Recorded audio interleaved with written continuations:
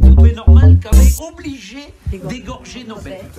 Là, ils s'en est amusés. Elles n'ont même pas été consommées. Ils les ont égorgées, ils s'en amusent.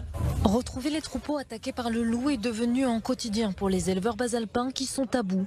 Et l'attaque de cette nuit a été celle de trop. Un loup a été légalement prélevé à Montjustin et placé devant la mairie. Un symbole fort pour faire entendre la détresse des éleveurs. Met tout le monde face à cette réalité-là et on dit aux gens, c'est un cri d'alerte. Depuis le début d'année dans le secteur, une dizaine d'attaques a été recensée avec une centaine de brebis tuées, forçant les éleveurs à des scènes insoutenables. Là, il y a un brebis, elle se retrouve complètement égorgée, vivante, complètement ouverte, qui souffre le martyre devant nous. On se sent complètement impuissant, on se sent déprimé seul.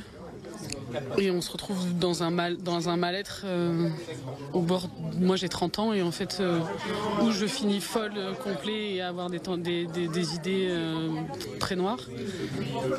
Où on trouve une solution, où on arrête complètement. En effet, la prédation en constante augmentation fait planer la menace d'une disparition de l'élevage extensif. On est des élevages intéressants pour les enjeux de demain. Et bien, ce qui va se passer, c'est qu'on va tous rentrer en bergerie, donner du foin, de l'aliment et faire de l'élevage hors sol. Le pastoralisme, les bergers, la transhumance, tout ça, on sera un vaste souvenir. Donc là, aujourd'hui, on craque et s'il n'y a pas quelque chose qui se passe, on va crever.